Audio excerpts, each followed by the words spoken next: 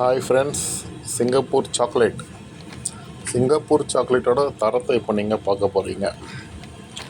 இப்போ நீங்கள் பார்த்துருக்கீங்களா, இந்த ஒயிட் கலர் கவர் வந்து இந்த மாதிரி ஒரு ஃபுல் பேக்கெட்டு. 2 பேக்கெட்டு வாங்கினது, அதில் ஒரு பேக்கெட் ஓப்பன் பண்ணியாச்சு.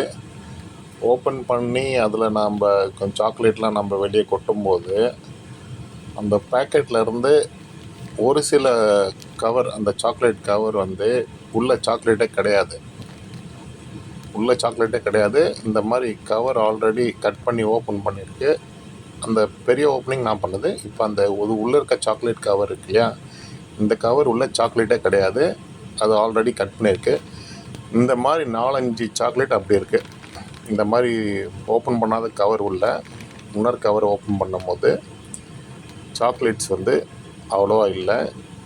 இந்த மாதிரி லேமினேஷன் பண்ண கவரில் வாங்கினா நமக்கு சாக்லேட்ஸ் உள்ளே இருக்கிறது தெரியுது. ஸோ இந்த மாதிரி ஒயிட் கலர் கவர் சாக்லேட் வாங்கும் போது அது உள்ளே வந்து இந்த மாதிரி இருக்குது. என்னென்னா வெறும் கவரை மட்டும் வச்சுருக்காங்க, உள்ள சாக்லேட்டே கிடையாது. ஸோ இப்போ சிங்கப்பூரோட தரம், சிங்கப்பூரோட சாக்லேட் கம்பெனியோட தரம் இது. ஒரு காலத்தில் வந்து சிங்கப்பூருக்கு போனால் எல்லாம் சூட்கேஸாக நிறைய ஐட்டம் வாங்கின்னு வருவாங்க. சாக்லேட்ஸு, பிஸ்கெட்ஸ் வந்து ரொம்ப ஃபேமஸ்ஸு சிங்கப்பூரில். அதை வந்து நிறைய வாங்கின்னு வருவாங்க. அந்த மாதிரி நான் நினச்சி நிறைய வாங்கிட்டேன் சிங்கப்பூரில். இப்போ ஒரு கவர் ஓப்பன் பண்ணும் போது சிங்கப்பூரோட லட்சணம் நல்லா தெரியுது. இன்னும் அடுத்தடுத்து கவர் ஓப்பன் பண்ணால் சிங்கப்பூர் லட்சணம் என்னன்னு தெரியும். இந்த மாதிரி தான் வந்து சிங்கப்பூர் லைஃப் இப்படி இருக்குது. அதாவது எல்லா பிஸ்னஸும் வந்து சிங்கப்பூரில் முடங்கி போயிடுது. சிங்கப்பூரில் ஒரு காலத்தில் சிங்கப்பூருக்கு போனால் நல்லா சம்பாதிச்சு வருவாங்கன்னு சொல்லுவாங்க. இப்போ வந்து சிங்கப்பூர் போனால் எல்லாத்தையும், இப்போ சிங்கப்பூர் போகிறவங்களுக்கு வந்து சிங்கப்பூரில் ஒர்க் பண்ணோன்ற ஒரு பேர் தான் கிடைக்குமே தவிர அவங்களால வந்து சம்பாரித்து பெருசாக எதுவுமே சேர்க்க முடியாது. இன்னொரு விஷயம், சிங்கப்பூரில் சம்பாதிக்கிறது வந்து சிங்கப்பூரில் டேக்ஸ் கட்டுறதுக்கே போயிடும். நம்ம ஊரில் வந்து நீங்கள் சம்பளத்தை அனுப்புகிறீங்கன்னு கவர்மெண்ட்டுக்கு தெரிஞ்சால் அவன் ஒரு வருஷத்தில் உங்கள் ஒர்க் பர்மிட்டை கேன்சல் பண்ணிவிடுவான். புரியுதுங்களா?